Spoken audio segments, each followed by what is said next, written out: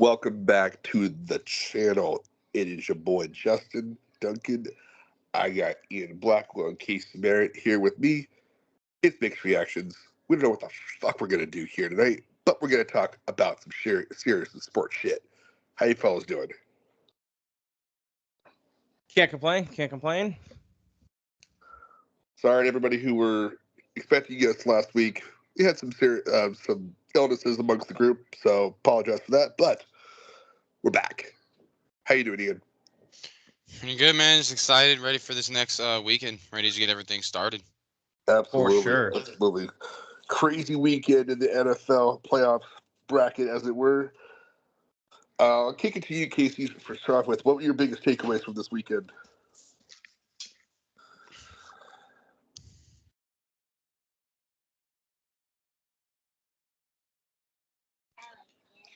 Said Casey, right? I did. Yes, I did. Okay. I think I understood you. Your mic cut out just slightly there. You said what were my biggest takeaways from the weekend? Yep. I got a couple. The first one goes back to the ancient rule that I've mentioned time and time again on this show. You do not bet against Patrick bleeping Mahomes. I mean, he became the first quarterback in NFL history this past weekend to win at least 2 playoff games in 5 straight seasons. Not even the great Tom Brady did that. Of course, the struggling Chiefs went on the road. He went to his first road playoff game and took down the mighty Buffalo Bills and Josh Allen. Now, of course, we can sit here and say Tyler Bass cost him the game. He Scott Norwooded the shit out of that football and pushed it right. Are we going to sit here and say in a tie game with 1 minute and 47 seconds left and 3 timeouts that we don't think Patrick Mahomes was going to drive down the field and get the game-winning field goal anyways? He had 1 minute and 47 seconds left. Like, let's not kid ourselves. I mean, we can speculate all we want. I'm going to be on the bus riding that he would have went down and won that game anyways. So my biggest takeaway from that biggest aspect, of course, there is a tremendous game going to go Sunday at 3:00. That is going to be one of the games of the decade, I feel. That's going to come right down to the wire.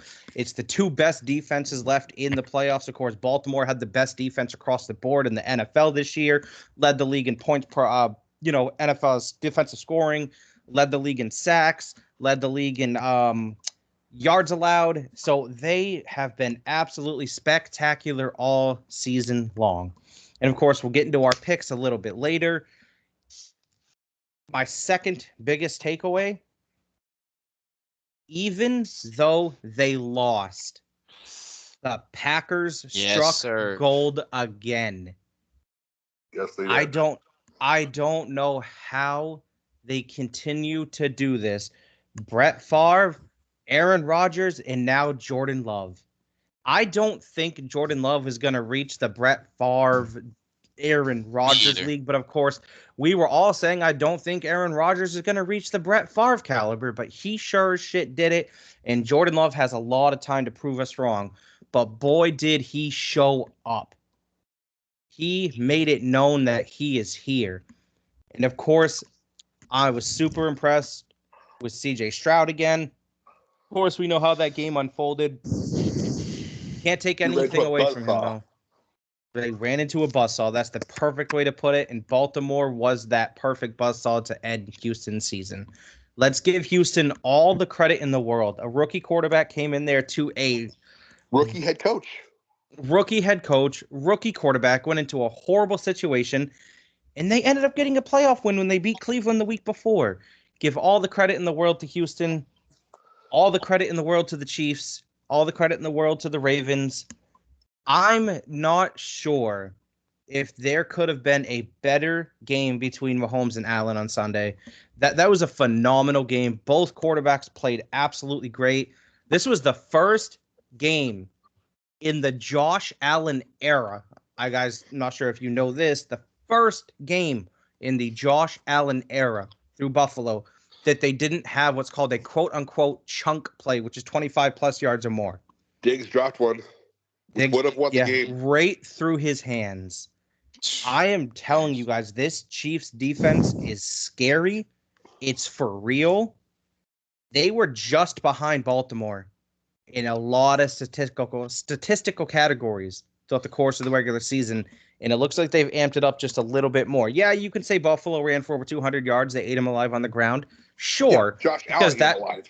Because that's what the defensive game plan was. Don't allow the chunk plays.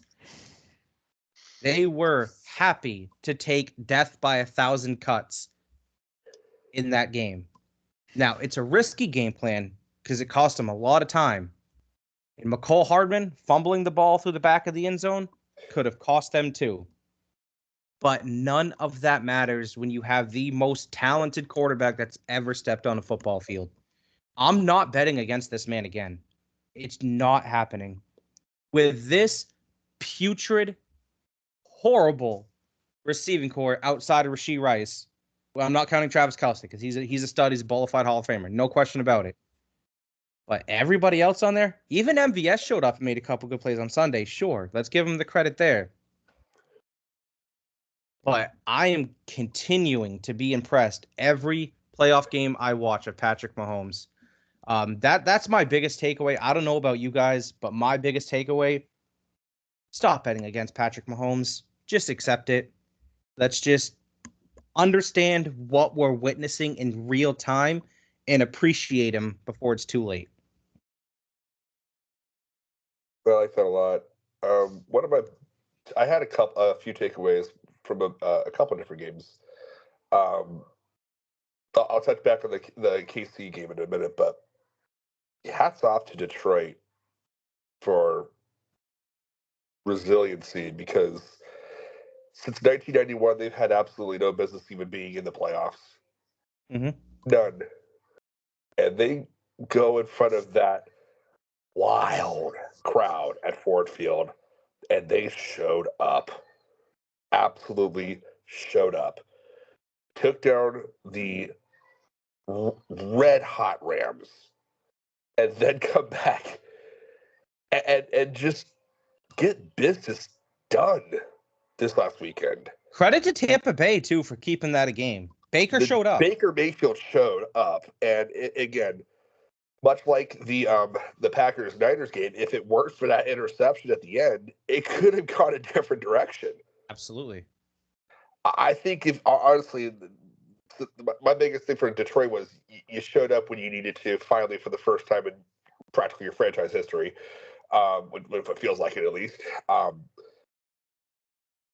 My big takeaway from the Green Bay game was San Francisco should have lost.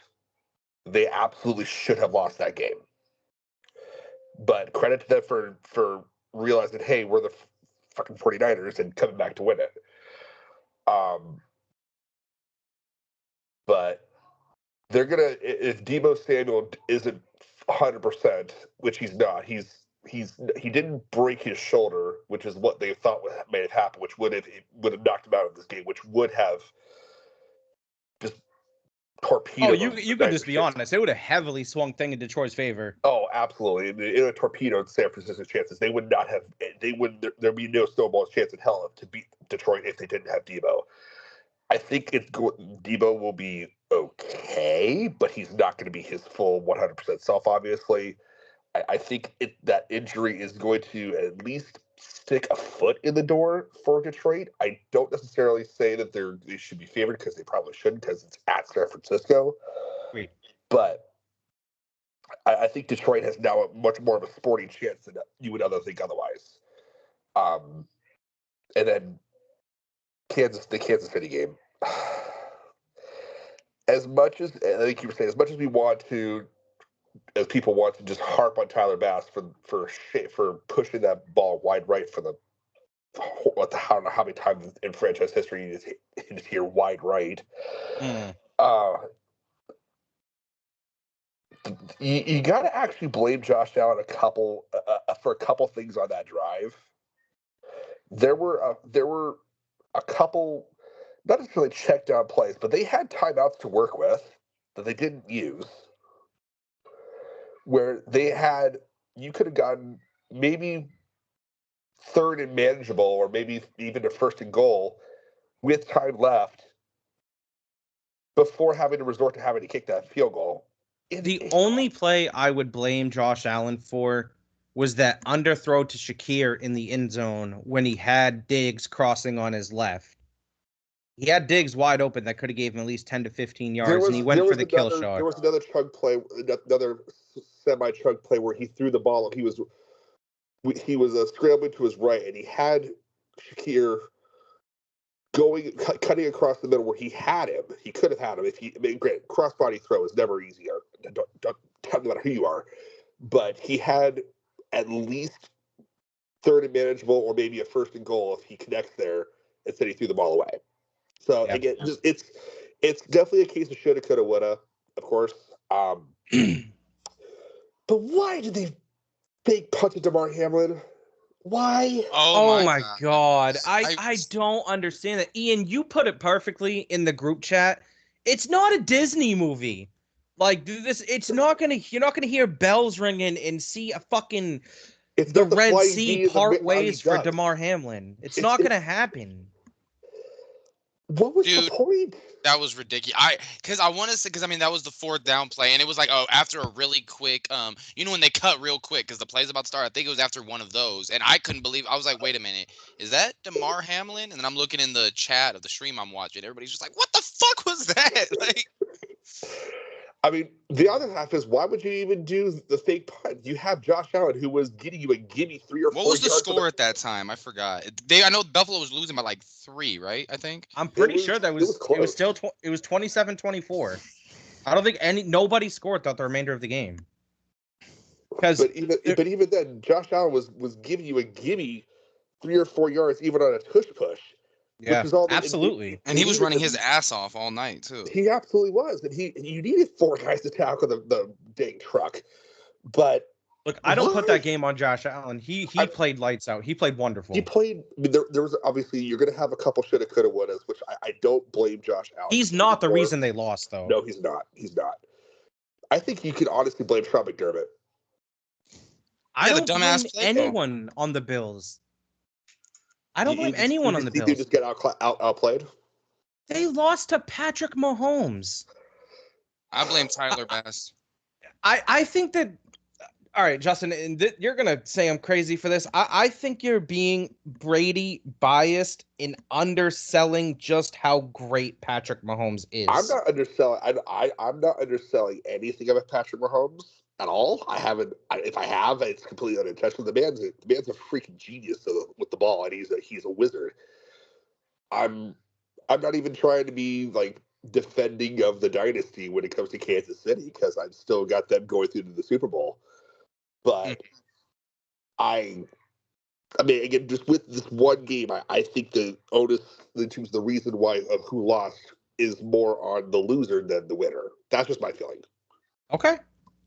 I get it, because there was a lot of things that could have gone differently. So absolutely, and like you said, it's a lot of shoulda, coulda, woulda type stuff. Exactly. And again, that's football. That's life. It happens. But it's those shoulda, coulda, wouldas that could have made all the difference. So in your opinion, Tyler Bass hits that field goal, right? It's 27-all, minute 47 left. Does Patrick Mahomes drive the Chiefs down the field to win? Kansas City still wins. Okay. There was way too much time for Patrick Mahomes. He did 17 seconds against the Patriots back in the AFC Championship game in 2018. He did it with 13 seconds left against the Bills in 2021. No, this is the 6th consecutive AFC Championship for Kansas City. Every year that Patrick Mahomes has been the starter, they've been in the AFC Championship. Every single year. They need to rename it the Patrick Mahomes Invitational at this point. We used to nickname the Super Bowl with the Patriots. No kidding. And you got to think, barring injury, they're going to be back there next year too. It's especially with that defense, bro. They'll patch up what they need to on offense. They'll be way better next year, I think. Oh yeah, the Kansas City needs to be the odds-on favorite to win next year. I mean, unless Baltimore goes on an absolute tear again, which they absolutely could, or barring injury.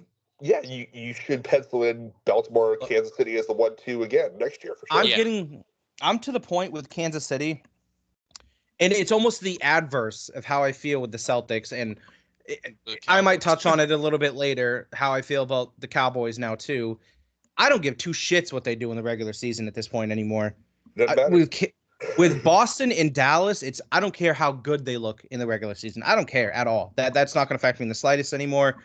They need to get it done. With Kansas City, it's the complete adverse. I don't care how bad they look in the regular season, how mediocre they look. Soon as those playoff hits, you can bet your ass I'm picking Kansas City and Patrick Mahomes. They will find a way to figure it out. That's how deep I feel about how good this team really is when it's all said and done. Ian, you haven't really spoken on your biggest takeaways from this weekend. What were they? Yeah, so well, first, just to Justin's point, I kind of agree with the fact that I mean, at least in this situation, I agree that I think we can attribute the final results of the game more to the loser than to the winner, because I mean, they could have been playing God on the other side of the field. They still blew. Buffalo still had a chance to tie that game up at the end. Obviously, that retarded fucking play to DeMar Hamlin.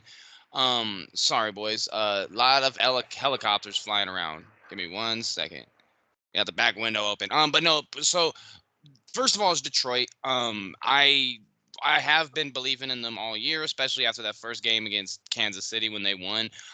Dan Campbell he's taking them places. But before I even get into Detroit, let's talk about Baker Mayfield. 349 yards, 3 touchdowns. Granted, he didn't have the greatest passer rating in the world, but he played phenomenal. Yeah, he deserves to come back as their starter next year. He will. Yeah, he absolutely does. I didn't expect them to turn the ball over so quickly on that drive. When Detroit, because, oh my God, and first of all, Goff threw a dime to St. Brown to take a 2-possession lead, but then Tampa came right. Dude, I was like, wow, that was if you could put the perfect throw in the dictionary, it would be that. It was that throw. 100% it was that throw. Absolutely. He threw it to where, I mean, granted, St. Brown had to reach out a little bit, but that's only because Goff was going to put it somewhere where the defender couldn't. That was absolutely perfect. Like you said earlier, they beat the Red Hot Rams. Tampa looked dominant. Nothing short of dominant last week against Philly. Detroit, they came out, and I sometimes I do say that, especially for a team that hasn't been in that position since 30 years, it could be harder playing at home sometimes. But in front of their crowd, they withstood adversity, and they were able to get the dub, man. I mean, obviously, back in 2022 when we won the 2022 Super Bowl, 2021 season, Lions fans were cheering hard for us because we had Stafford. So that's my pick. I don't know who's gonna win the Super Bowl, but that's my team. I'm rooting for them hard, man. They're America's team now. You guys should check out that picture I sent in the group chat. The second takeaway is I think me and Justin actually have the same 2 takeaways. Funny enough, was Green Bay. They are for real. In the group chat I posted my little picks, and I took a money line. Otherwise, I would have went 4-4 if I took them plus the points. But dude, they're good. When I watched them against Kansas City a few weeks ago, they looked just unstoppable. They were flowing, and granted, Dallas, and that's a story for a different day. They have a lot to fix, but I think we need to I think we're blaming Dallas too much, and we're not giving Green Bay the credit that they deserve. No, I know Casey might disagree with that, but no, it was just really a reaffirmation for me. I didn't really learn anything new. It just kind of reassured me that, yeah, Detroit is really that team. And shit, Green Bay, man, if they could keep building, especially with that, granted, the secondary has been a bit inconsistent, but they're going to be up there for a while. Now, one thing I did want to make sure that not even touched on, but I kind of wanted to discuss and I wish Justin hadn't asked it because it would have been a really good question for the question. But he asked the other day, what team needs to win the Super Bowl the most? My personal ranking was number 1, San Francisco, because they've been up there for some years. They just can't win it. Baltimore, kind of the same thing, not at the same consistency as San Francisco. Detroit, just because they really want the Super Bowl, but I mean, they're kind of happy just to be here. And then Kansas City, they've had enough. They can lose a few. So what's your guys' feelings on that? I think you have the list in perfect order. San Francisco, Baltimore, Detroit, Kansas City. Because you're right. With Detroit, it's almost like, we're happy to be here. Baltimore, of course, they want to get the stigma off their back that Lamar Jackson can't win the big game.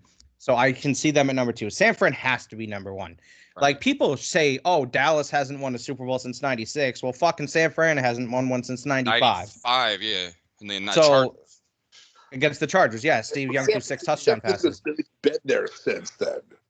That's the way. Yeah, sure, they've been there, Right, yes, but they haven't won. We're talking about winning. True that. So, if San Fran gets to another Super Bowl and loses again, it's almost like, okay, so it's the same story of repeat. And let's put it like this. Let's even break it down even further. Let's take this shit next level. Who'd they lose to in 2012? John Harbaugh. Baltimore. The Baltimore, right? Who'd they lose to in their last Super Bowl? Baltimore. Ooh, so if they go to the Super Bowl, they're gonna play one of their Who former did they lose opponents. to the Super Bowl last time? Kansas City. Kansas City. Yeah. Yeah, they were winning big too. Second half, Kansas City. back out there. Justin, that was the Super Bowl Jimmy Garoppolo. where, yes, also, but at work, True. I Yeah. predicted the exact score. You did. I told you, I said Kansas City's going to win 31-20. Oh, That's shit. exactly what happened. You The called it. exact score. Bro, You that's like a called it plus exactly. 4,500 bet. There's this dude in the sports betting group I had. He did the same thing for Kansas City, Buffalo. That's crazy, bro. That's hard. I think in hockey it's a little bit easier. Baseball it's a little bit harder, but football, especially basketball, but football, yeah, it's hard to pick the final score, bro. I mean, that's you got the lotto numbers, by the way? Let's put it like this. I haven't made a prediction that on point since. But yeah, so no matter what, if San Fran wins, they're having a Super Bowl rematch with either the Ravens or the Chiefs. That's a good story regardless. Yeah. So Yeah. There's a couple things. I mean, so you're absolutely right. Rankings are absolutely on point. Detroit's playing with house money. They absolutely are. They have, honestly, even if they lose and get their doors blown off of them next week, they have nothing to be ashamed of whatsoever. But I do want to draw attention to the fact that the logo of the Super Bowl is Oregon. Yeah, dude, if the Ravens and the Niners play, people are gonna lose their fucking shit. And not even the logo. There was something that came out. They're on Bloomberg News in England. In England. yeah, I saw that too. The Post Malone thing and Usher at the Niners Ravens Super Bowl. Yeah. So I guess time remains to be seen if that's gonna be the Super Bowl. But let's put it like this too. If that got leaked unintentionally like that, you know damn well the NFL has seen it. Right. And they're gonna do something to change it. I was thinking that. So that's what makes it a hit or miss type thing, because you're going to be able to make a case now either way if a bad call is made one way or the other that sways one of those teams in that favor. Mhm. That either it was predicted, it was on the news in England, or the NFL saw it, they had to change it. And they had to save face. Yeah. Yeah, that's exactly it. So with that leak, it's going to create controversy and it's going to create storylines regardless. So it's a beautiful thing for the NFL because they're going to have mentions up the yin ya for the next 2 weeks. It's going to be never ending. And especially if, like you said, a bad call is made, especially if it's a tight game. Yeah, it's gonna be, dude. It's gonna be crazy. The Super Bowl is in Vegas. I can't fucking wait. I'm gonna go down there and run the 40. Sneak in. And I'm not gonna sneak into the fucking Super Bowl. No, I might. D-Wood, you down to sneak into the Super Bowl? 10K per ticket. We can sneak into the fucking Super Bowl. We can propel off the goddamn roof into that. I don't know if you guys saw it. There was a video on YouTube. For you, just go. Oh yeah, the last. Sorry, what'd you say, Justin? I'm sorry. Get someone to have bail money ready for you and just go. Right. I don't know if you guys saw a few years ago. There was a YouTube video of a guy who snuck in. It was the Ravens Niners. It was like Ravens Niners. Yeah. He snuck in. He dressed up as like a worker that was working on something within the stadium, hid out somewhere or something like that, and got to see a free Super Bowl. That's such a concern from a national security standpoint. Oh, bad. It is. Bad, bro. Because, dude, we're not even going to touch on that. But goddamn, like, if somebody could get in, now, correct me if I'm wrong. I'm pretty sure in America that is the most watched single program at one time. By a mile. By a mile. It's like, I mean, not even close. There's not even a close second. It's like shit. It's like I think the only ever in like recent history is like Barack Obama's inauguration. Other than yeah, that, or some episode of MASH or some shit like that. You know, right? like So it's like one time in history sort of thing. dude, Other there than are that. going to be hookers up the yin yang in Vegas for the Super Bowl. There's already undercover prostitution stings wherever they go. It's in Vegas. It's gonna be cool, man. I personally like the Rams Stadium better, but it's gonna dude, if Detroit comes here, there's gonna be fucking lion. I mean, any team's gonna travel So to Vegas, but speaking of Lions which, fans. if who gets where, let's get to our picks. Okay, yeah, for sure, for sure. Let's go ahead. I like the way that Casey rolls them Championship out. weekend. Yes, sir. What do we got today, Casey? What's the first game we got on tap, big fella? Well, boys, I just want to say first and foremost, before we get into this picks, this is the second to last pick segment we're going to have this year on Mixed Reactions. It's been fun. It's been a hell of a This is my ride. favorite part of the show. It's my favorite part of the show too. And unfortunately, we're not going to see Ian's Las Vegas Raiders in this weekend's conference championship games. I have to get I'm that in sick of there. that shit. So Mike's my on fucking Sunday, Mike. Go ahead. the Sunday, first game, 3:00, boys. M&T Bank Stadium. We have Patrick Mahomes going up against Lamar Jackson in the AFC Conference title game to go to the Super Bowl. It's the Patrick Mahomes Invitational. Who do you boys have? And since we're only picking 2 games, I want your scores and I want your reasonings. Go. Okay. I will take the first one. So for that one, my final score before I tell you the winner is going to switch it up. Stranger. It's gonna be Kansas City 30, Baltimore 27. You said you were going to tell us the score, but not the winner. And then you just told us the winner. Did I? All right, what a god damn it. Got cut. Nah, man. I've been kind of going back and forth all day, whether what my heart's saying versus what my head's saying. I can't really figure it out. One thing that I'm not gonna be doing is sitting on my bed crying because I bet against Patrick Mahomes. Kansas City's defense, as we can all probably agree, is the best defense Patrick Mahomes had since he's been No question. in the No NFL. question. Kelsey is finally starting to really. I mean, shit, he had 2 touchdowns last week, right? Yeah, it was his best game of the season.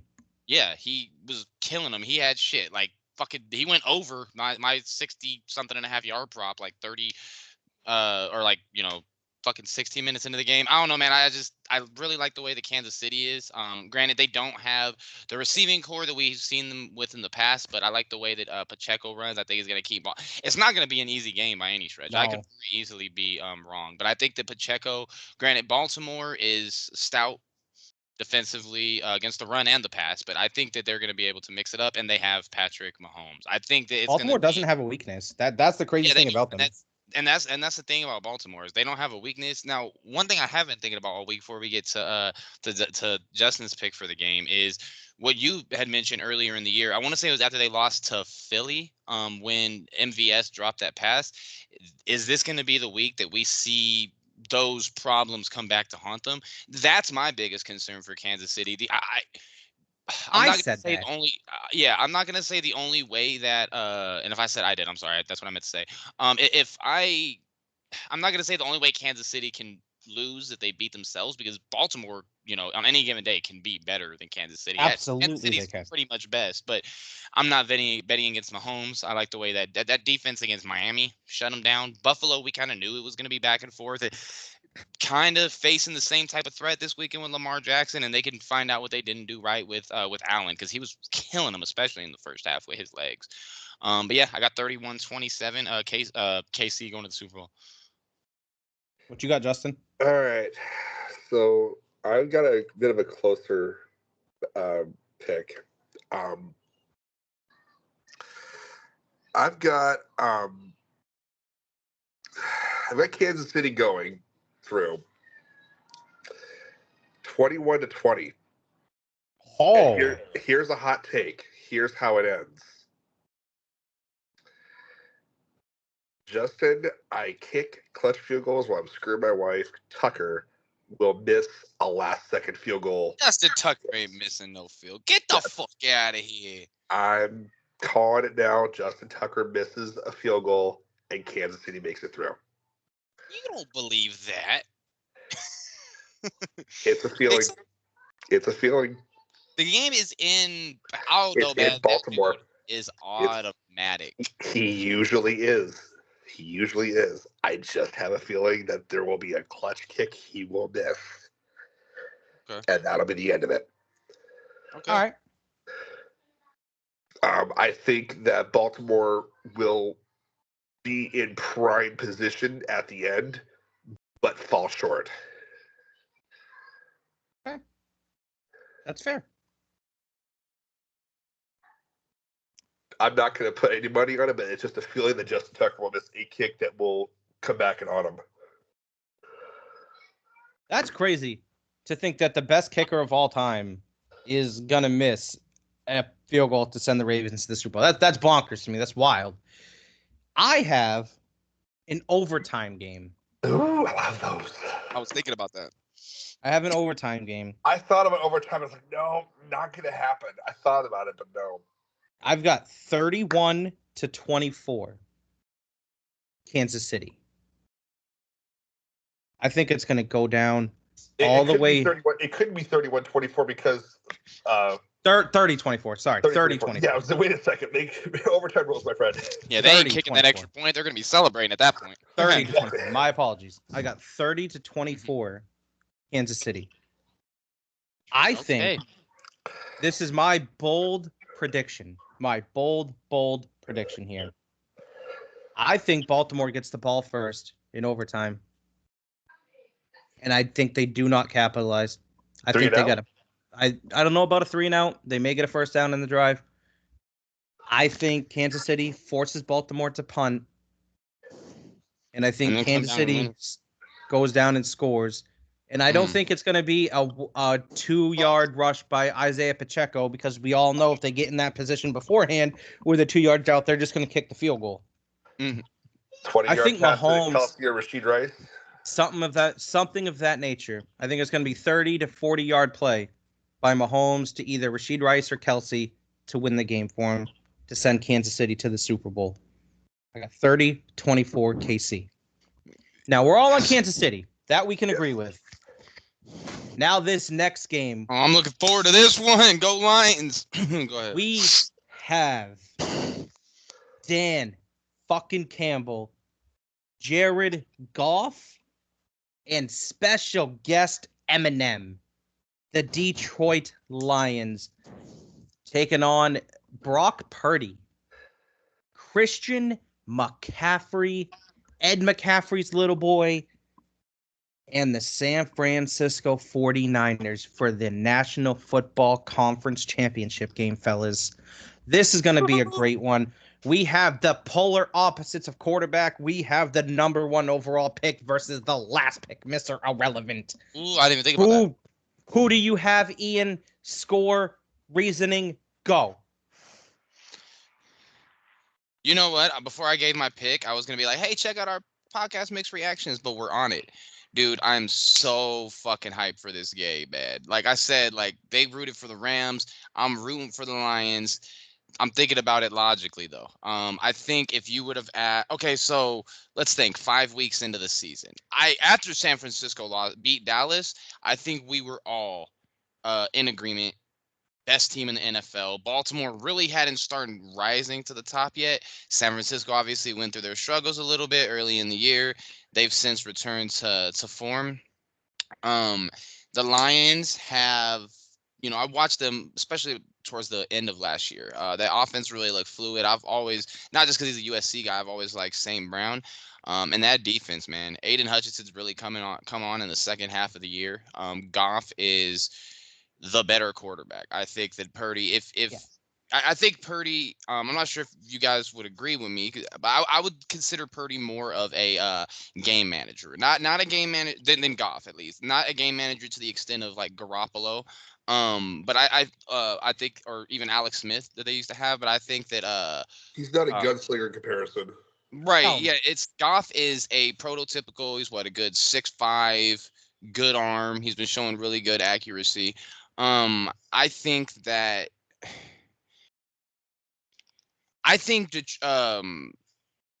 San Francisco, somebody's getting not blown out. It's going to be a 2-score game. I got Detroit 27-17.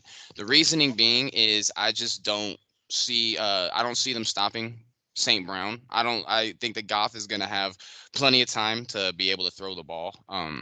Obviously San Francisco's got studs everywhere on the field. You got Fred Warner, Bosa, Chase Young. I just don't see a way. I think Detroit's going to really come out and just slinging on them. I think they're going to get down the field fast. I think they're going to score fast. And, I was back and forth, bro, because San Francisco's really good. But at the end of the day, I like Goff more than I like Purdy. I personally think you can make an argument that as far as their level right now, Goff is on the same level as Mahomes. Like, Goff has really been playing that well. Huh? What? Not on the same What? as What? far as performance in the playoffs, in comparison to their peers so far. That's what I mean. Did we forget that the Lions just scored, what was it, 34 points? Yeah, Maybe- okay. Give Mahomes that Lions offense and in a dome and see what he does with it. I'm not here to debate particulars. I'm just saying that Goff has been playing unbelievably well. The numbers are I'm not similar. taking nothing away from Jared Goff. He's played fine, but don't you dare put them in the same breath. The numbers are similar, but that doesn't mean they're better players. No, I'm just what I'm saying is he's posting hot. similar numbers. That's the only thing you can say. He's nowhere near the zip code or I'm not area an idiot. No, I let me just explain myself. I'm just saying right now he is just as hot as Mahomes. Like, who would I rather have on my teams? Like, do you think I'm a fucking moron or something? No, I'd obviously rather have Mahomes on my fucking team. I'm just saying You can argue he's just as hot, but what about when he's not just as hot? Is he consistent? No, but he's hot right now. Yeah, that's fair. All right, so you got the Lions. What about you, Justin? I think the Deebo Samuel injury is going to be more costly than people are playing. Yeah, I've got Detroit also making it through. I think it might be a little bit closer than Ian's saying. I've got them 20-14. Jahmyr Gibbs was carving it up last week, and Jameson Williams as well, and Amon St. Brown. I know that San Francisco still has Kittle. They still have Brandon Ayuk. But with Deebo not being 100%, it's going to limit what they can do. And you can't throw it to McCaffrey 40 times a game. You just can't. No, Detroit looked good against the run last week, too, against Tampa. Less than 100 yards. So, I don't know. It's just one of those things where I think there's just too much that Deebo brings to that receiving core, and in terms of not only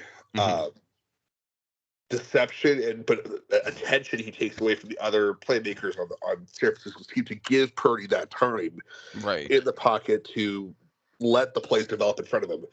I mean, Purdy has played out of his mind for Mr. Irrelevant coming into his career. I mean, no one should take anything like that away from him. He's played phenomenal. But I just think that San Francisco, they got exposed against Green Bay. I think they absolutely did. Now, am I saying that Jordan Love is the reason necessarily they got exposed? Not necessarily, but I would, if you asked me to pick between Jordan Love and Jared Goff in a vacuum, I'd probably pick Jared Goff just based on experience. Yeah, for sure. That makes sense. Jordan Love's what, second year, right? Jordan Love is a second or third year. I think he sat on the bench for a year, didn't he? He sat on the bench for a year. This is either a second or a third year overall. Compared to because I don't know if he sat on the bench. I mean, was he behind Rodgers for a full year or 2 years? I can't remember. Yeah, that's a good question because did he?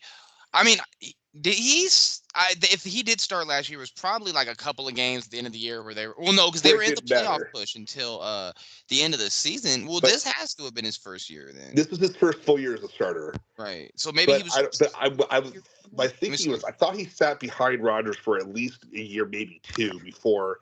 Because the question is, It well, was at you least draft one him. What full are you going to year, do with him? right? Let me see. Jordan Love, he sat behind Rodgers for at least 3 years.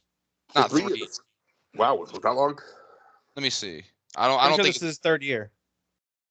because he went to Utah State, right? I remember betting on his ass at college. So yeah, it's like maybe Casey's right. Let me see. Hold on, let me check this out because I don't think he wasn't behind Rodgers as long as Rodgers was behind Favre, correct? No, Not even Rodgers behind Favre for what? Shit, like 4 years. 4 years. 4 years, yeah, because right after he came before Favre went to Minnesota. Jordan Love is 25. This is his He was fourth, drafted in 2020. so his fourth season. Yeah. Yeah. So he All right. sat- So are you boys ready for my pick? Oh yeah. Yeah, go for it. All right. You both have Detroit, correct? That is correct. I think you guys are both tremendous. I think you both have some really quality takes, and I consider you both dear friends. I hate to tell y'all, I think San Fran's gonna blow the doors off Detroit. Blow the doors off them. Wow.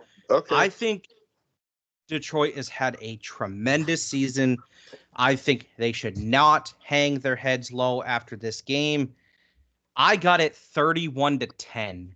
Oh wow. I think if think it's San gonna- Francisco beats them, it's going to be a blowout. If San Francisco does win, for sure.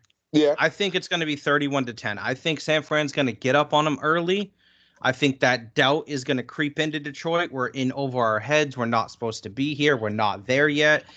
I think Goff is going to not turn back into a frog. He's played like a prince gonna most of this expose him. season. No, I don't even think it's exposed. I Right. hate that word because when you're indicating you're exposing someone, you're showing them that they're not as good as what they've been displaying Reverting as. And back to I his- think Revert back to his Rams the end of the it end of his kind Rams of, career. yeah. And I think it's going to get bad for him. I think people are forgetting just how putrid Detroit's pass defense is. Not that it's going to mean all the difference in the world, but I think they're going to get not exposed, but exploited in this game. I think Jesus Christ. I think that Shanahan, thank you, is going to put together a phenomenal game plan. I think if Deebo Samuel is out or hobbled a little bit, I think it's going to be very, very Christian McCaffrey heavily focused. San Fran's defense is no slouch. I think they're going to get up on him early. They're going to get pressure on Goff. And it's shown when you put a little bit of pressure on Goff and he doesn't have time to stand there, call his wife, take pictures with his family in the pocket, that he's known to make some erratic decisions. I think it's a big moment. I salute Detroit for doing what they did. And I'm sorry, Em. This is where the season ends. I got it 31-10, San Francisco. You know how many songs Eminem has, and you could have just like used one as a pun right there.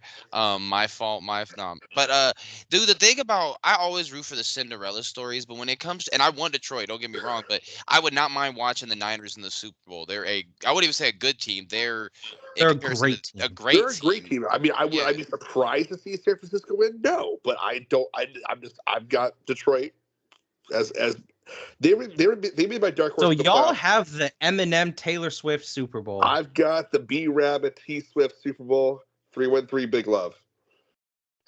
What?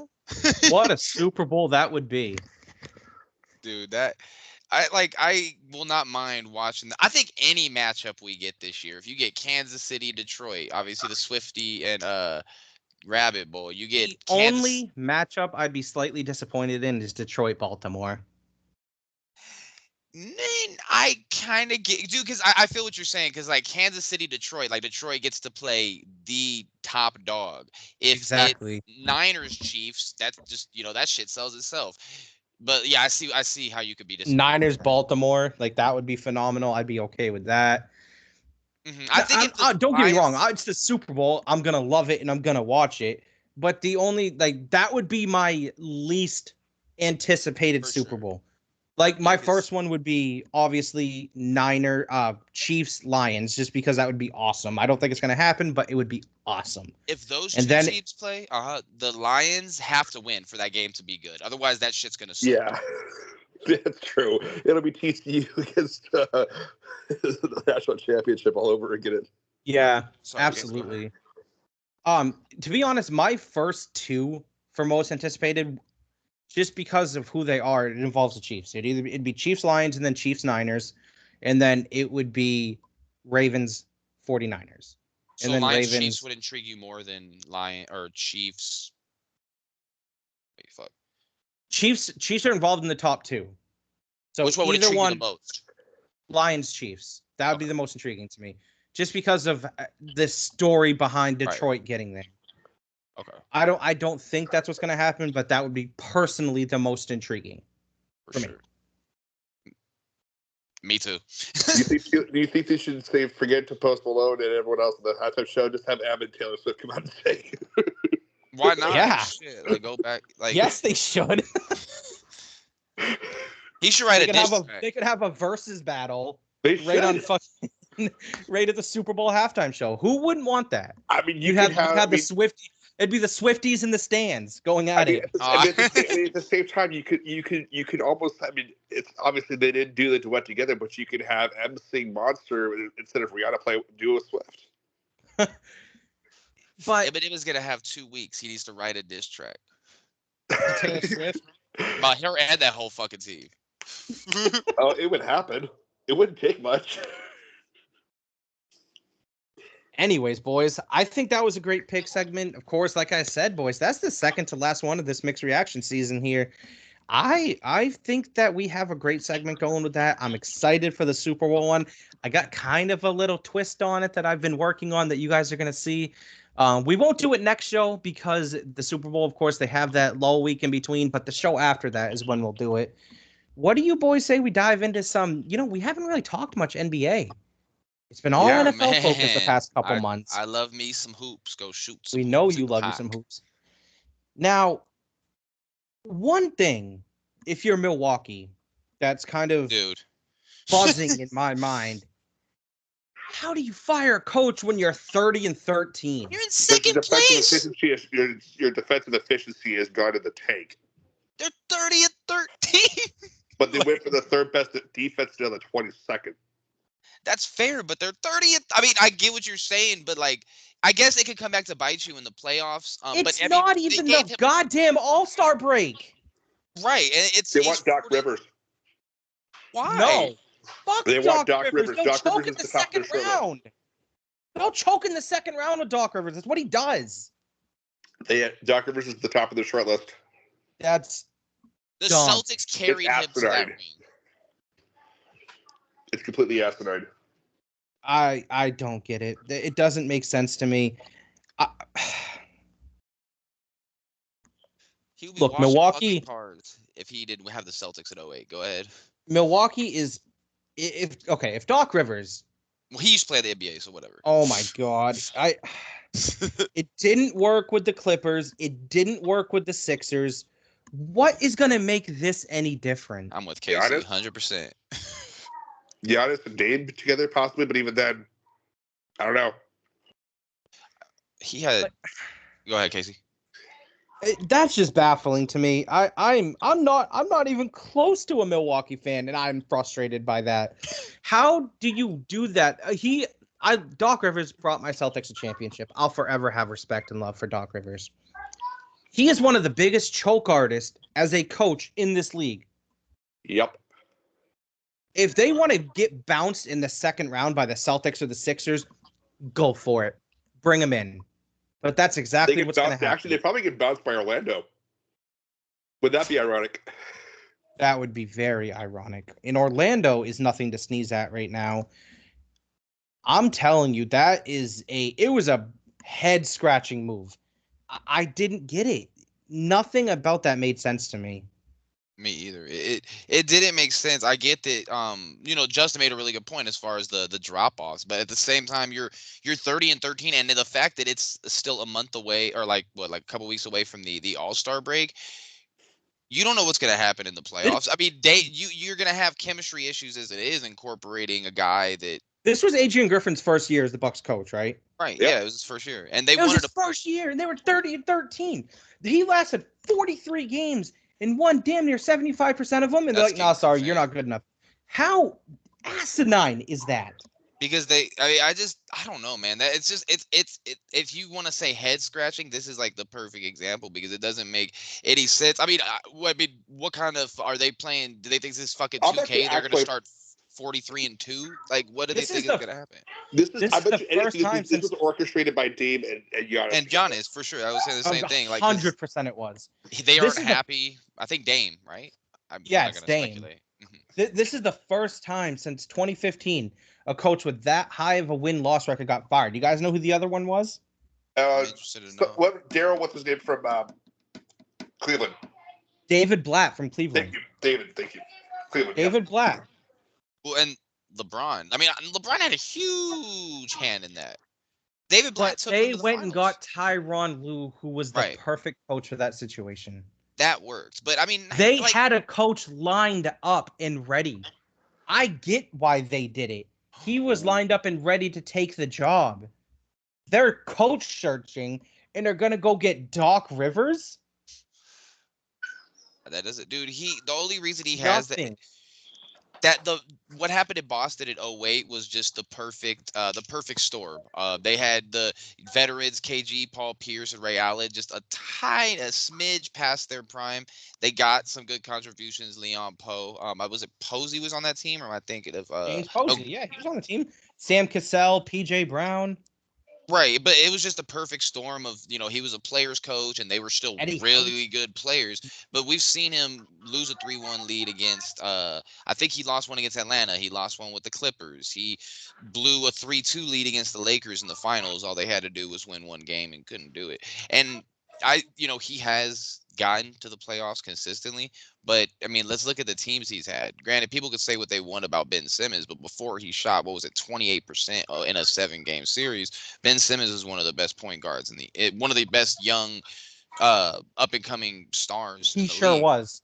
And That Atlanta series just messed with him mentally, and he just has never been the same since. And then look what happened after Rivers leaves. Oh yeah, totally. That shit just fucked him up. And then he's playing in Philly, which if don't play there if you have thin skin. And then when Tyronn Lue goes to the Clippers after they blow a 3-1 lead in the bubble, they go to the fucking they go to the Western Conference Finals for the first time in franchise history. So you could probably go out and find an NBA coach that was I could probably pull up 5-6 coaches that have been fired within the last 3 years, and they would probably be a better option. He just can't get it done in the playoffs. You could bring in an average coach, and they can kind of steady the ship and at least have. You know who I think would be a good fit? Who? Mark Jackson. He should have never left the Warriors. I think Mark Jackson would be a really good I would fit take there. Steve Kerr over Mark Jackson any day of the year. Oh, I yeah, would for too. Sure. Yeah, I I would think too. Steve Kerr's a way better coach, but Mark Jackson still. I mean, Steve Kerr was the perfect coach for them, but Mark Jackson was. They were still in the playoffs. Like they were just younger, and I think Steve Kerr got there, and he really. No, for just sure. gave But him let's free. not act like they wouldn't have won those titles if KD went there, even with Mark Jackson. They absolutely would have. We could have coached that team, and they would have won titles. I'm the assistant. I'm the offensive coordinator. Some basketball teams have offensive coordinators. Crazy shit. I don't really think there's any point of it. But yeah, man, hold on. that was Speaking of offensive coordinators, you just triggered a stat in my brain. I don't know why it triggered it. I'm only gonna say this just a quick second here. We'll go back to basketball. Right. You're good. Patrick Mahomes has more postseason touchdown passes than the entire Ravens franchise. Jesus, What? you're kidding? He has 38. The entire Ravens franchise has 37.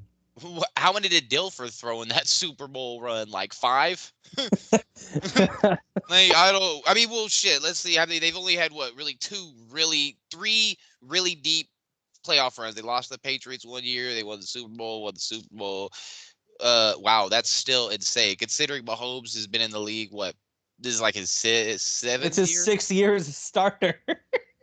Wow. He must have played behind Alex Smith. Dude, I did not. I hadn't really heard about Mahomes for some reason. Yeah, I didn't really know who He was the first round pick that no one really thought about. You Yeah, guys and want to hear something crazy about Uh-huh. that? I had a debate with my friend Chris the Pete? year that he was a rookie. Chris Pete? No, it was my buddy Nick Mitchell. Shout out Nick Mitchell. He was saying that the Chiefs should bring in Mahomes to start over Alex Smith, and I was calling my friend Nick crazy. I was like, the Chiefs are relevant every year. Apologize They're to going to him the right now. playoffs every year. Alex Smith is the answer for Kansas City. And he's like, no, they need something fresh. Maybe this Mahomes kid can push them over the edge. And I was like, what if he sucks? What if he makes them be a bottom feeder team in the league and you get rid of a very solid starting caliber quarterback? Game manager. And boy, was I wrong. You ate those words horrible. Those words came down real bad. Yeah. Anyways, back to the NBA. I just wanted to make sure because I don't know Nobody why when could you have said knew that he in would that become stat what he did. that stat just popped in my head. Anyways, yeah, I think Mark Jackson could be absolutely a good fit in Milwaukee. Look, Doc Rivers, is he going to make the team any worse in the regular season? No. No. They'll be I don't want him on fine my in the team regular playoffs. season. The fuck? Exactly, Ian. They'll be fine. They'll win big games in the regular season. Everyone's going to be all hunky-dory. Oh, look at the Bucks. They're this, they're that. Then they'll go up 3-2 in the second round and lose game 6 and 7. Mark More it. likely. Book it now. That's exactly what's going to happen. I don't care if it's against Philly. I don't care if Either it's against Indiana Boston. or Orlando. See, if it's Indiana or Orlando, I think they get by them. They're too Indiana has the talented best not offense to. in the entire damn league. Halliburton's been It's the alpha regular since season. bringing him None back. of that matters. Zero. None Fair of that enough. matters. This is I true. wouldn't be I'm just surprised saying, if I Indiana wouldn't be or Orlando surprised. got bounced in the first round. I don't Wow, buy okay. into this NBA hype in the regular season. The playoffs are a different animal. 7 None games. of this. Mhm. Yeah, I don't. Indiana or Orlando. I will say this now. Both have a 0% chance of making the NBA Finals. 0. Oh, I wasn't saying the finals. No. I'm just saying they can make it at least make it a little bit of noise in the playoffs. I ain't saying finals. No, hell no. No, the finals run through either Milwaukee, Boston, or Philly. Yeah, no question. No Before question. I forget, I just want to give a shout out to Jeremy Swayman, selected for the NHL All-Star game. That was random, but I didn't want to forget. God damn, bro. Absolutely. Gotta love They it. say you Salute can't to the go main to boys. a Bruins game now, man, without seeing a Swayman jersey. Like, goalies, man, especially the good ones, bro. They become, the people's champs. Everybody fucks with the Who- goalie. Goalie gets all the Who do bitches. you guys think is the best team in the NBA right now? Minnesota. I mean, on record you Minnesota. got. I mean, by record you got the Celtics, but Ooh, yeah. I mean, I mean, Minnesota's good, bro. I mean, right now you could Carlos say Tevez just dropped Boston. 60. They lost. Joel Embiid just dropped 70. Yeah, let's just dominant 72. Getting like 4 fucking Now, chances, bullying. Of people. course, you got Boston, you got Milwaukee, you got Denver. Now, Ian, Don't you You start know- saying Phoenix. Phoenix, yeah, they've won 6, 7 in a row. When we're talking about the NBA right now, It's all streaky. it's so early still. And Ian, what's my golden rule about the Celtics? Don't trust what they do in the regular season, and the Lakers are an all-time better franchise. I mean, I disagree with the second part, but the first part is 100% accurate. I don't know if you've ever been on the show when I've said this, Justin, but I've been doing the show with Ian for a long time now. And I said this, I do not care what the Celtics do in the regular season. I am so tired of this hype. I want them to go over the hump. It needs to happen. I'm so sick of these Game 7 Eastern Conference final losses. We should have beaten Golden State in 2022. Yes. We had them on the ropes. No, We you choked it shit. away. Get Yes, the we- Yeah, we fuck should out of have. here. Yeah, we should have. choked it away. We Hell choked no. it away. They're better. They We were ran up- so Udoka ran Jason Tatum's legs into the ground. Absolutely, he did. Wiggins was the kryptonite. You guys weren't winning that series. No fucking. No, but here's the thing. Udoka ran Wiggins Tatum. became the kryptonite when Jason Tatum's leg gave out. That's Jason Tatum was giving him the business the first couple games. And then you had Jaylen Brown handling the ball for the entire game. Can't go And left. Can't drive left. Oh my God. So, like I said, Justin, I don't know if you've ever heard me say that on this show publicly. I don't get Publicly, hyped no. I don't get hyped for any Celtics regular season. Like I watch it, but I don't care. I would not care if they went to Denver and won by 47 points. I'm like, meh, mere bag of shells. Don't mean a thing. I don't even care about the Celtics in the first round. Like I care about them enough, obviously, where I'm going to watch it and get excited and be hyped. But if they win that first series, doesn't mean anything. I need them to finally get over the hype. I'm so sick of all this team is so talented. They're so deep. They don't have a weakness. They need to get it done. If there's one team in the NBA, I'll add to that. They have all this. They have all the depth. They don't have a weakness. Here's your better answer. Now they don't have any excuses. none. No excuses. There's zero excuses for the Celtics. And I don't know why, and I'm sure you probably know this by now, Justin, too, because I've done it to you before. Ian definitely knows this. I'm very pessimistic about them too. When they could get down 6-4 in the first quarter of a game, and I'm like, oh, it's over. They don't have it. They're playing like shit. And don't get me wrong, it's come back to bite me a couple times too. But I've also been on the money quite a few times when I make those predictions. When I see it from opening jump that something isn't The clicking. last 2 years, you and I have been going back and forth about the Celtics in the playoffs, and you've called, oh, it's over, and I've told you, eat crow, motherfucker, and I've been right nearly every single time. I wouldn't say every single time. It's happened, but I've been right on it. I've been right on it quite a few times too. You're more accurate on the Cowboys. Because there was a game 7 you guys played against Miami. It was like 4-0 at the beginning of the game. Well, this game's over. I'm like, bro, just have some faith. And then Miami almost came back and won that game, bro. Jimmy Butler is just like, fuck it, I'm going for broke and missed the 3. But Well, bro, I'll tell you this: you're definitely right that I'm more Miami right about it when got it comes to scary Cowboys. for Kyle Lowry. That was huge. Ian, yeah, you're right. I'm definitely more right about it when it comes to the Cowboys. I don't know if y'all remember this. They were down 7-0 to Green Bay, and I put in the group chat, this game is over.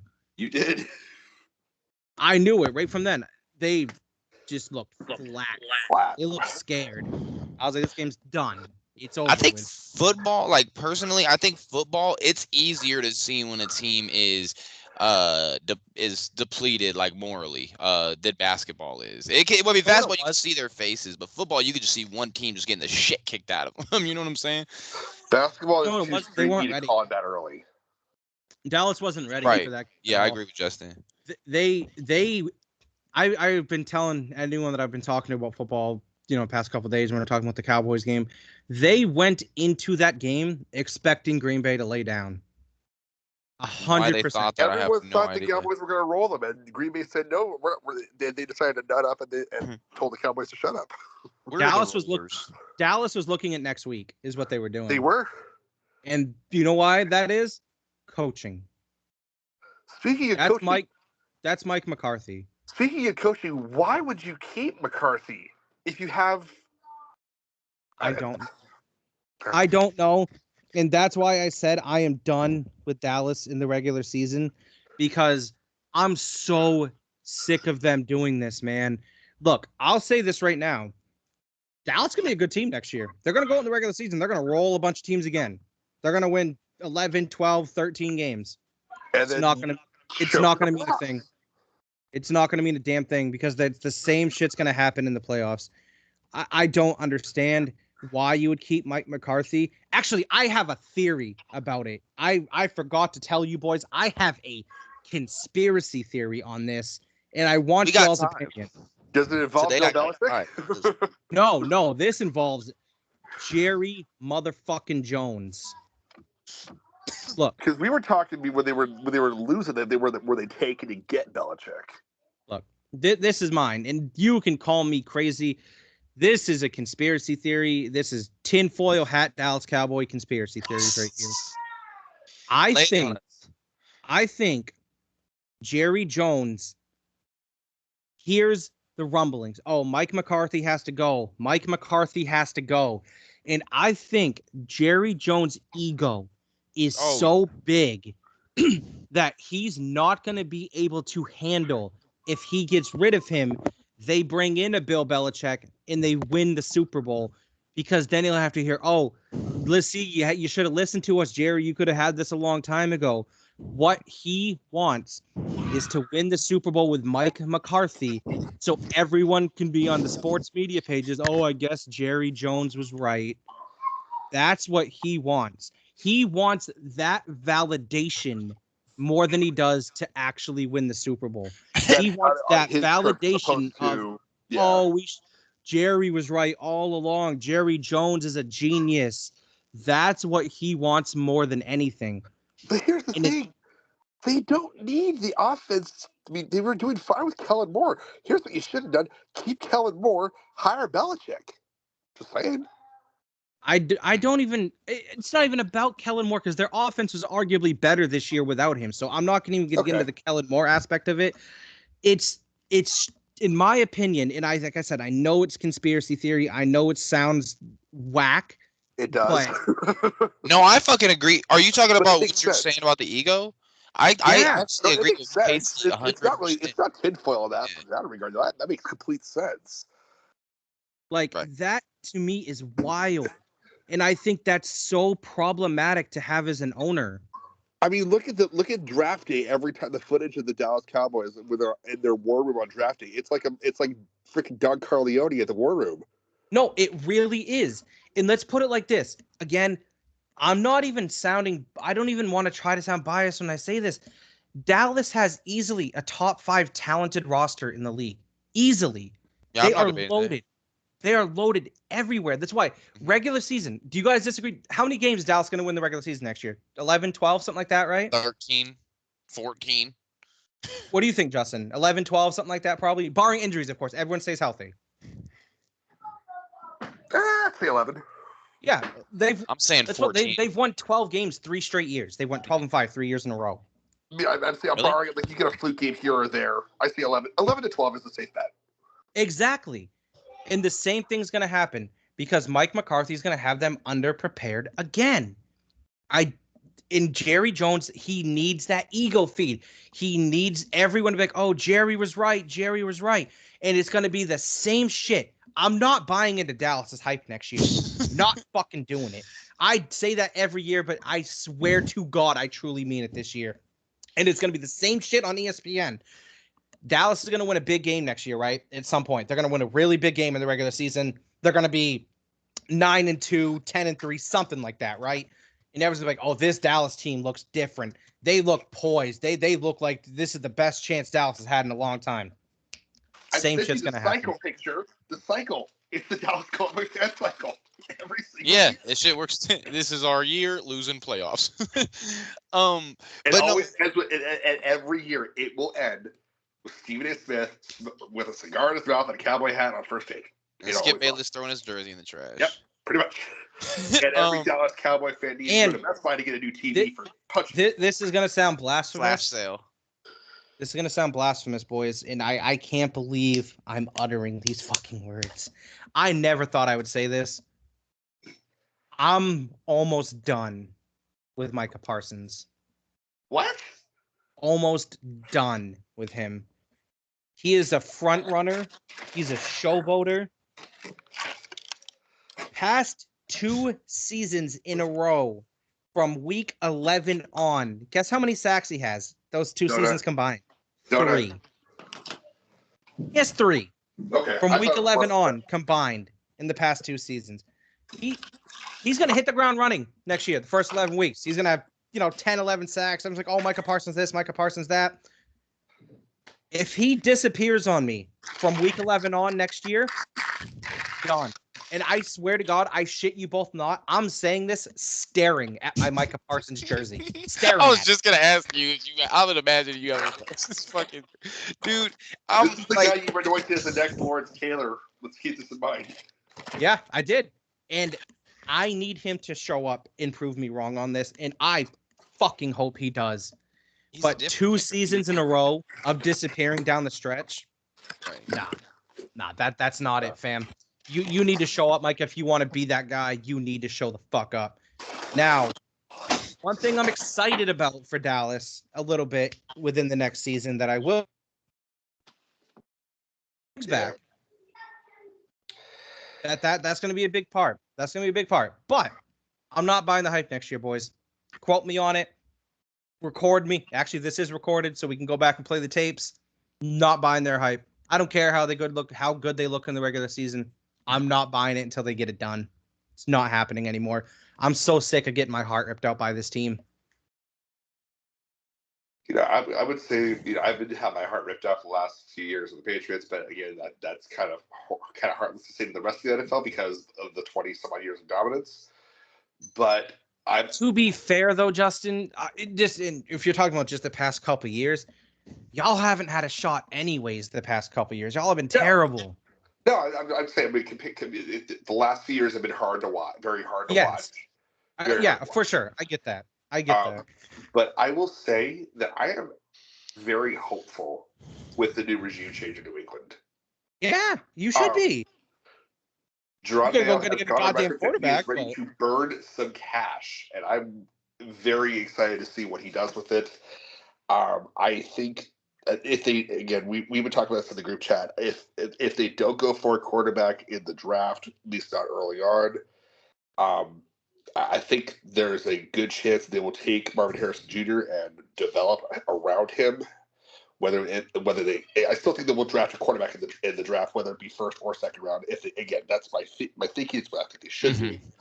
But I think that if Coach Mayo gets a decent offensive coordinator, there's still questions about who's going to be the GM in New England, which is a weird. It's just been a big question around here, like who's going to be the GM? Because for the years Don't it was let it be your owner. What's that? Don't let it be your owner. No. But if we can get a decent actual offensive coordinator that's not Matt Patricia, Joe Judge, and not so complex, because that's what I've been hearing about the Patriots offense the last couple of years. They've been trying to live in the Brady era of offense, and that just doesn't fly because you don't have these guys who are the football equivalent of Einstein at the quarterback position that Brady was.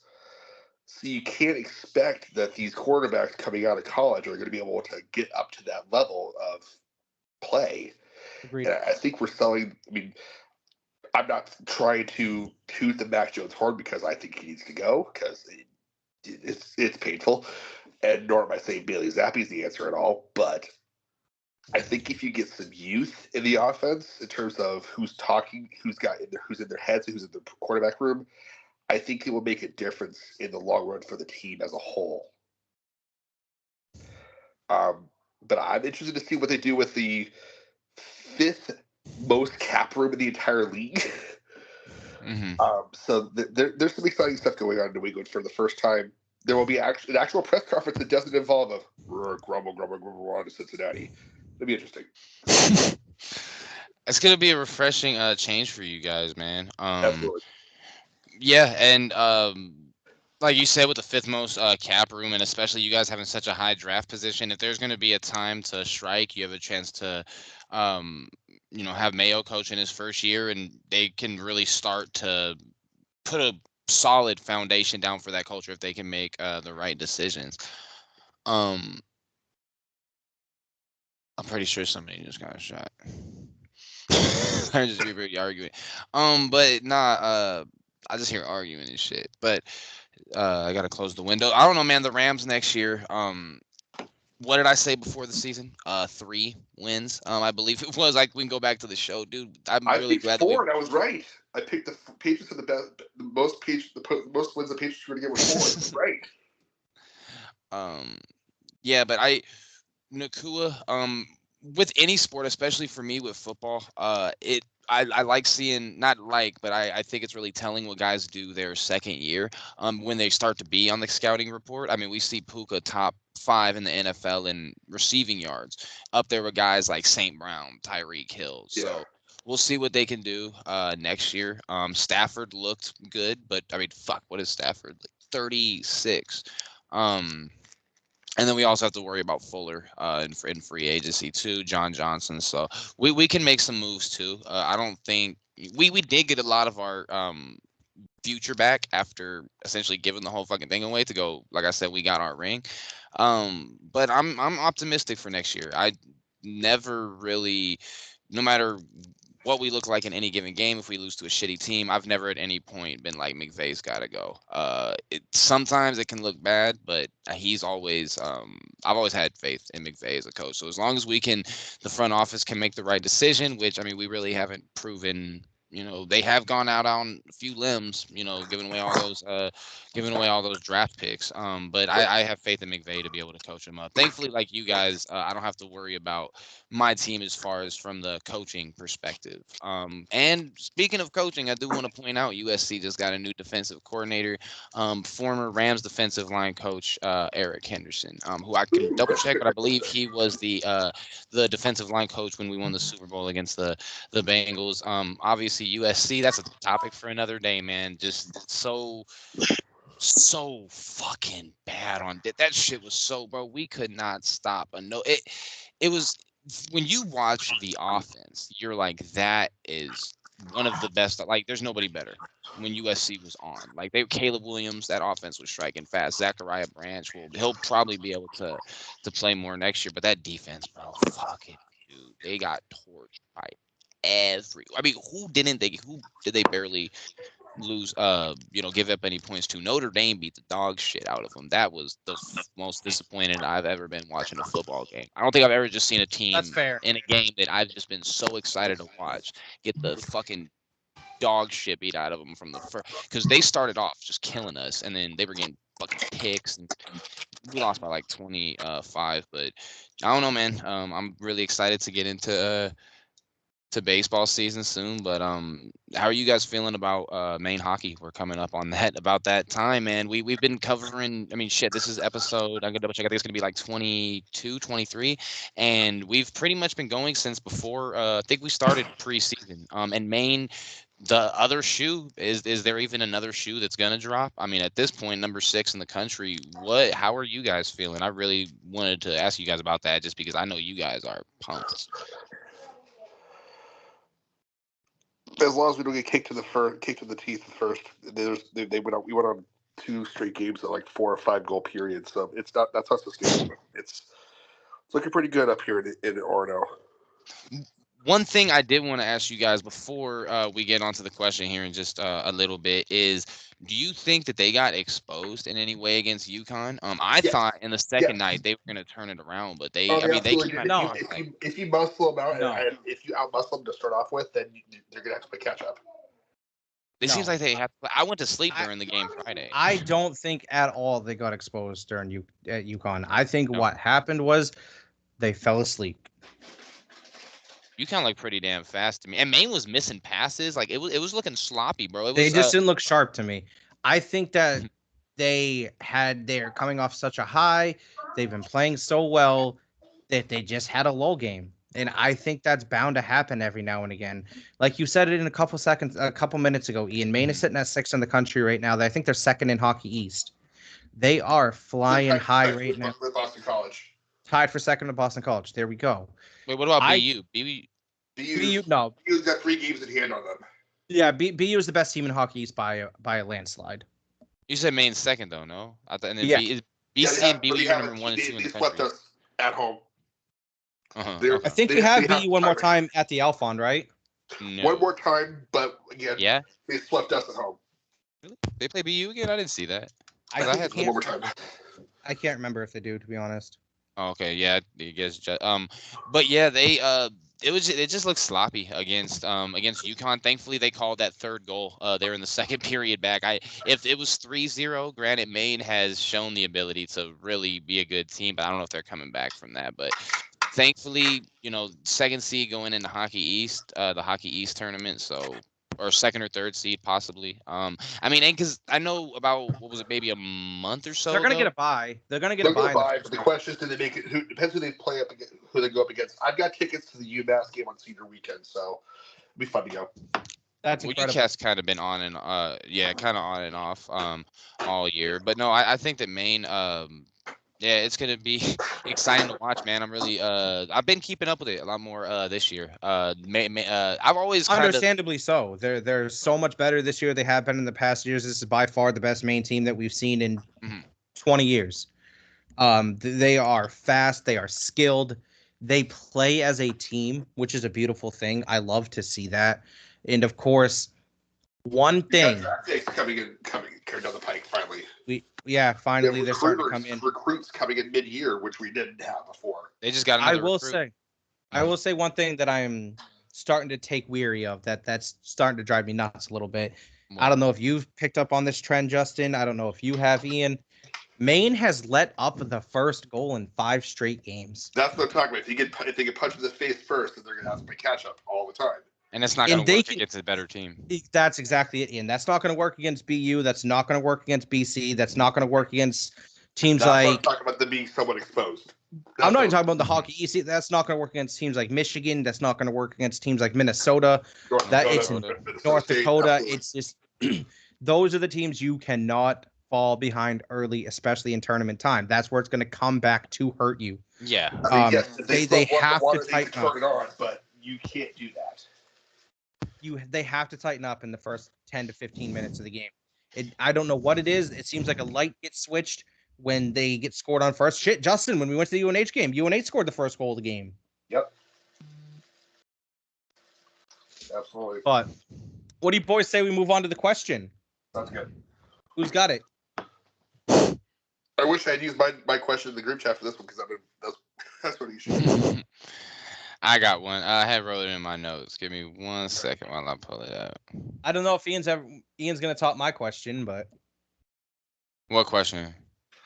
Remember the one last week? You said it was the best question we ever had on the show. The higher criteria. Again? What's a more for the GOAT? What's a better criteria? Either longevity or we were fucking going in it at it for a minute. Yeah, I don't know if you listened to the end of that show, Justin. After you left, Ian and I went on for about 30 minutes about that. Oh geez, wow.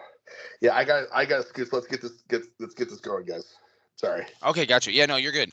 So which sport do you think is, I'm trying to word it correctly.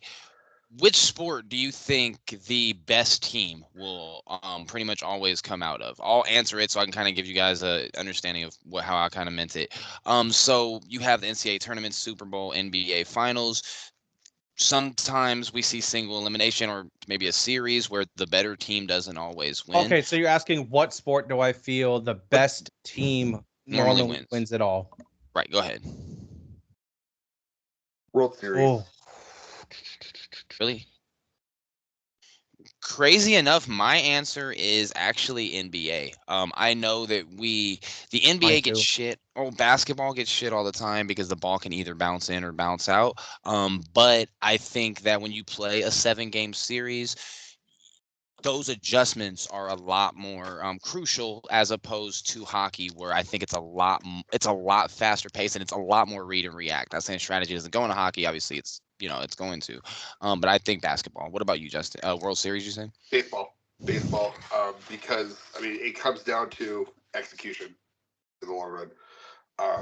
It is a team sport, much like basketball and hockey, obviously. But again, like you were saying with basketball, the ball can bounce one way or the other, and the ball can fly short or the other, depending on the environment. There's a lot of things that come into play. But by far, I think in terms of team, again, not to say that to diminish any other sport because you have a valid claim across the board, but for me, it's baseball. Yeah, and before we do jump off, one thing I want to mention about baseball is baseball also becomes so much, basketball does too, but of a chess match, to where making a decision to put a reliever in or not put him in can make a difference, whether to pinch hit. So those become really huge decisions. Because wait, so do I not get a vote on this before we hop off? I thought you said NBA. Oh, you didn't really elaborate. Go ahead. Yeah, you're good. Go ahead. So before I answer, when you say this, you're talking about just the 4 major sports, right? Yeah, unless you want to put like soccer or something in there. What were you gonna say? I was gonna say either boxing or MMA, but typically the best fighter is typically the champion. And typically, but that's here and there. So that Okay, doesn't let's matter. exclude literally those two. Okay, that's fair. That's fair.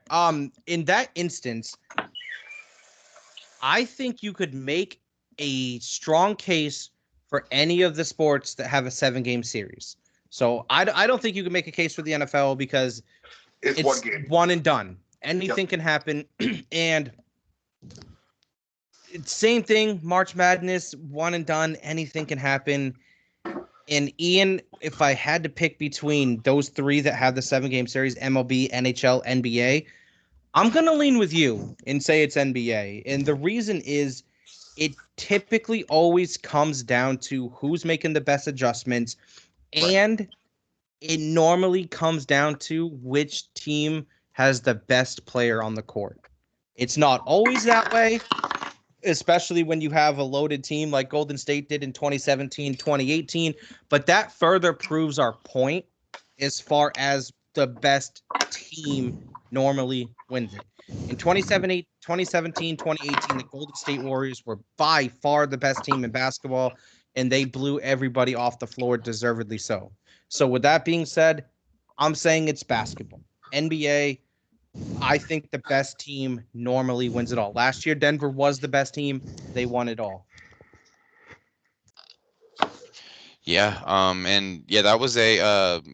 I really like both of your guys' answers. I think you gave some really good logic. But that being said, it has been about an hour 25 minutes, fellas. It has been a pleasure. Really Always is. disappointed. I'm glad everything is going good with you guys. That we weren't able to do it last week. But as always, it's a pleasure. So Justin, Casey, if you guys want to go ahead and say anything, I'm gonna say good night, Canada, and go give boops to my cat because I haven't all day and I feel terrible. Ian, real quick before we get off, who wins tonight? Clippers, Lakers. Go quickly. Clippers by 12. Okay, Clippers by 12. Okay. If you're gonna go to Canada, don't forget to bring a towel. I feel like I'm the only one on the show that doesn't have a sign off. I need a sign off, boys. You do. Well, you gotta get a sign off if you want to come to the show. Hey, Kyle. Bye. I would tell him my golden rule of life, but I don't want to get banned from the internet. Have a good night, everybody. Don't those who go fourth with a fifth on the fourth, may Seldom not go go fourth on the fifth.